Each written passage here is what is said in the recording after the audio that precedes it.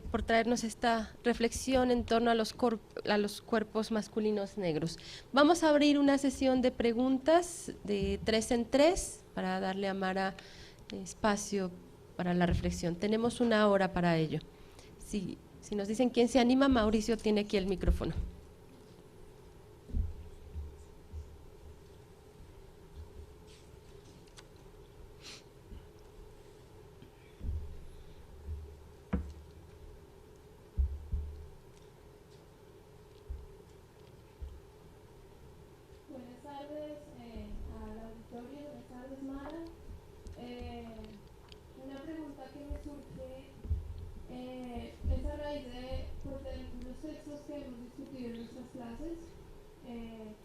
Soy estudiante de la maestría en estudios de la mujer y hemos discutido algunos textos entre el trimestre anterior y este trimestre sobre el tema de raza, racialización, y se ha dado una discusión acerca sobre el llamado, o diría yo, mal llamado blanqueamiento, y pues quería preguntarte acerca de eso o que nos ampliaras un poco más, porque justamente cuando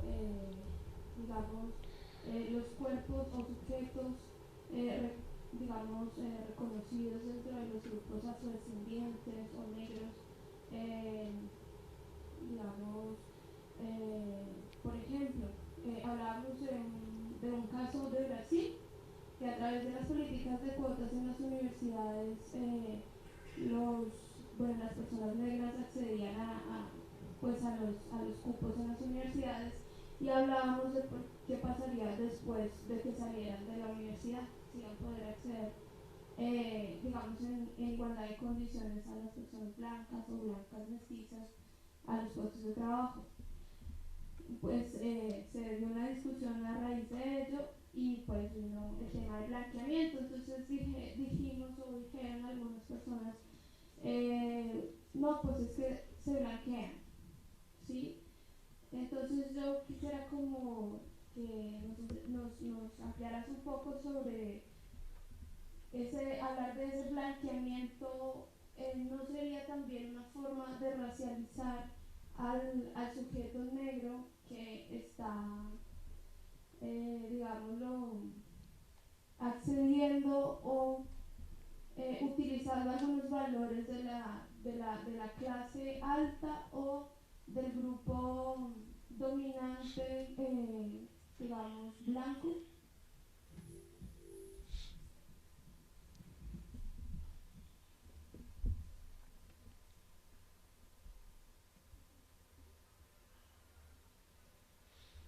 ¿Alguna otra pregunta?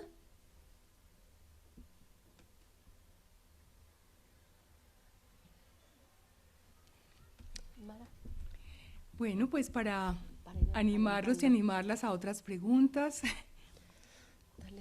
Gracias por la pregunta. Me parece importante hablar del blanqueamiento.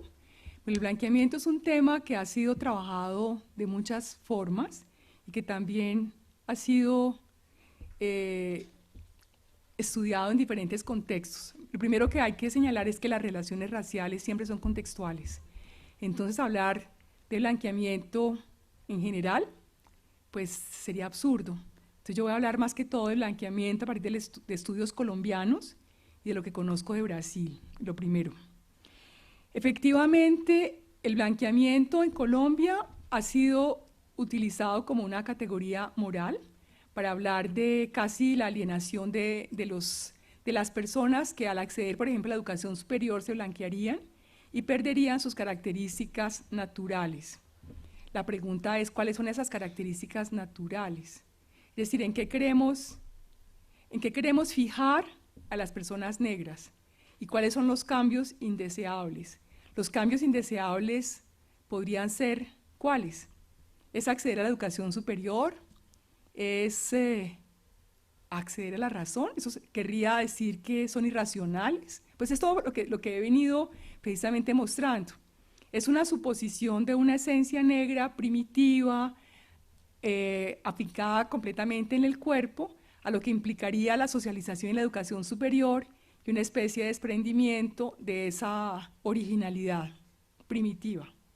Entonces, pues esta es una mirada efectivamente pues bastante racializante, que también entiende la blanquidad como una categoría esencial, que sería naturalmente racional, naturalmente civilizada, y dejaría de entender que blanco o negro en realidad son posiciones, son efectos de las relaciones raciales y no son categorías que preexisten.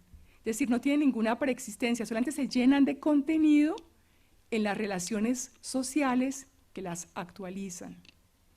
Entonces, en ese sentido, habría que dejar de pensar lo negro y lo blanco como categorías fijas o que le pertenecen a alguien. Creo que esa sería como mi manera de contestar a tu pregunta. Ahora, en relación con las cuotas, el debate en Brasil es bien interesante porque, entre otras cosas, quienes se quejaron más del acceso a la ley de cuotas eran los antropólogos que habían estudiado más la negridad brasileña y que de alguna manera sentían que Brasil se estaba americanizando y que estaba adoptando una rejilla de lectura de la sociedad brasilera en términos estadounidenses, donde el color sería un marcador de diferencia social. Sin embargo, mi experiencia con colegas brasileños afrobrasileros es que ellos me decían, esa es la nostalgia de la gente blanca.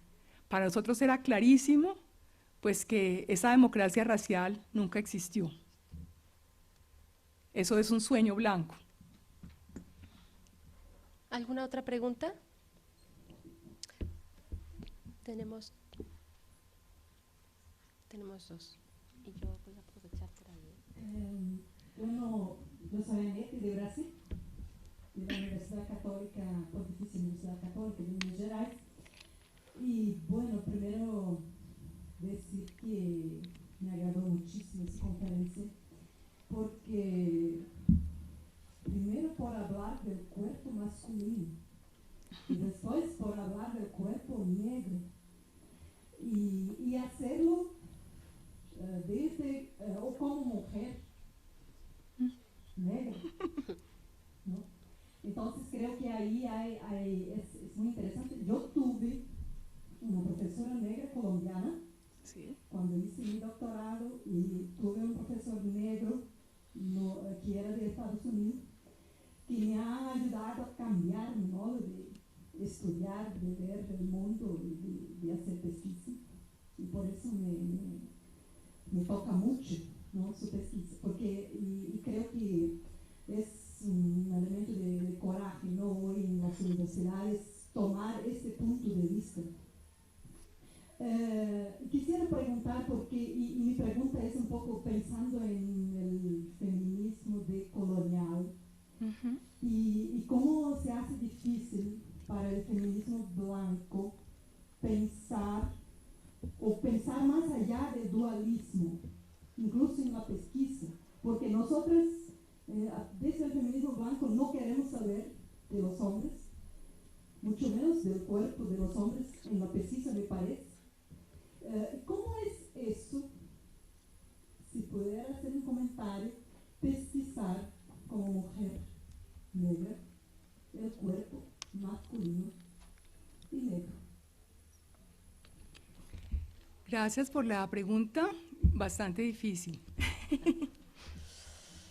Lo primero es que efectivamente, como mujer feminista, ha sido muy difícil trabajar sobre hombres, ha sido muy difícil trabajar sobre los cuerpos de los hombres.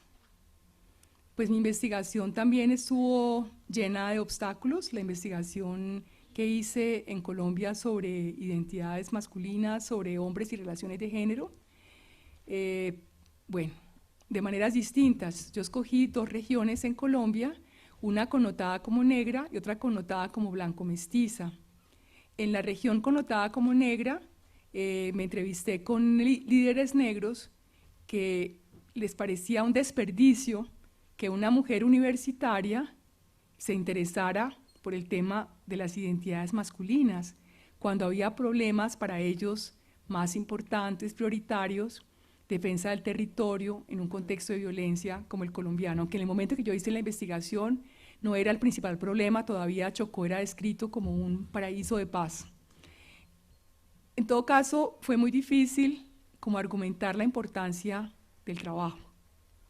También ha ido cambiando. Cuando yo vuelvo hoy al Chocó, muchos de mis ex entrevistados me dicen, ya, es decir, no sé si por lo que significa un libro y el prestigio que es un libro, y que se ven en el libro, dicen, no sabía que sus preguntas iban a terminar en un libro, y en un libro bien reseñado por la gente blanca, entre comillas.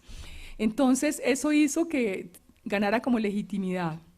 En el caso de la región blanco-mestiza, me impresionaba también, allí también era muy difícil trabajar sobre hombres, pero por otras razones.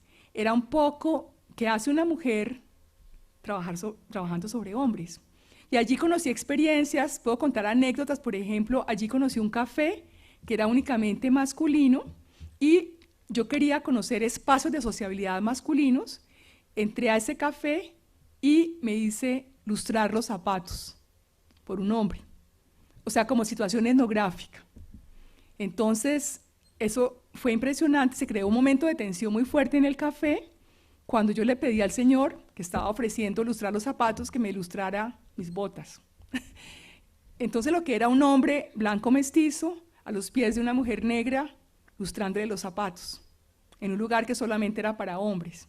A mí me costó mucho trabajo, pero resistí, porque me parecía interesante, y después me tomé un café, pagué y salí. Después lo que circuló era que yo era guerrillera. Efectivamente tenía que ser una mujer muy peligrosa para haber osado entrar al café destapado y hacerme embetunar las botas.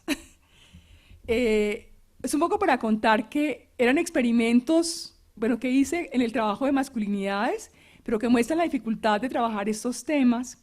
Y también tenía dificultades con mis propias colegas feministas que veían en la financiación que yo iba a recibir, digamos, una competencia en relación con fondos para financiar investigaciones sobre temas más importantes para las mujeres. Entonces, ¿por qué me interesaba por temas que no eran importantes para las mujeres? Tampoco eran importantes para la gente negra de Quibdó. Bueno, cuando descubro el Black Feminism y encontré ese famoso libro que dice las mujeres son blancas, los hombres son negros, pero algunas somos valientes. Ese título de un libro que es de comienzo de los 70, pues me pareció realmente resumir muy bien mi experiencia. Bueno, pero también otra cosa que me pareció interesante fue descubrir que efectivamente dentro del Black Feminism no había una estrategia separatista y las mujeres negras rehusaban, digamos, pensar el mundo en términos de oposiciones entre hombres y mujeres. Ellas no pensaban que su enemigo principal eran los hombres negros, sino también era el racismo. Era el sexismo, pero el sexismo particular que vivían las mujeres negras y el racismo. Y en las luchas contra el racismo necesitaban de la solidaridad de los hombres negros. Bueno, eso también está atravesado por razones personales. Soy la hija de un hombre negro, de una mujer blanco mestiza, y siempre tuve un padre que no tenía nada que ver con las descripciones de esos hombres hiperviriles, hipersexualizados, o sea que era pues todo lo contrario. Y cuando a veces en las discusiones se hablaban de los hombres y se hablaban generalidades, yo también sentía dificultad frente a esas generalizaciones sobre los hombres. Al igual que negro y blanco son el efecto de las relaciones sociales de raza, hombre y mujer, son posiciones y son efecto de las relaciones sociales de sexo. Entonces no son categorías preexistentes, son categorías que se llenan de contenido in situ. Ahora, efectivamente no ha sido sencillo interesarme por estos temas y como lo dices, en general cuando se habla de los cuerpos, se piensa en Grecia clásica, o sea, las referencias son a unos cuerpos que no son los cuerpos racializados. Bueno, creo que esta edición de precisamente el cuerpo descifrado se centra en esos cuerpos que han sido precisamente excluidos, discriminados. Estamos cambiando las maneras de mirar el cuerpo, pero casi que la tradición del estudio del cuerpo ha sido centrarse en cuerpos hegemónicos. Entonces, y por otra parte, los hombres han sido pensados como el territorio de la razón, o sea, desencarnados. Es complicado hablar del cuerpo de los hombres. Me he interesado siempre por el cuerpo de los hombres. Cuando trabajé también sobre vasectomía y entrevisté a muchos hombres sobre la experiencia de la vasectomía, también fue difícil trabajar sobre eso, porque era hacerlos hablar, nombrar, desarrollar un vocabulario para hablar de sus cuerpos. Ellos tenían una gran dificultad para hablar de su materialidad. Siempre parecían como seres desencarnados. Y hablar de los cuerpos negros, pues peor aún. Bueno, peor aún, probablemente, pero al mismo tiempo lo negro está tan asociado al cuerpo que era inevitable, digamos, hacer esa conexión. Así como la mujer está centrada en el cuerpo, lo negro está centrado en el cuerpo.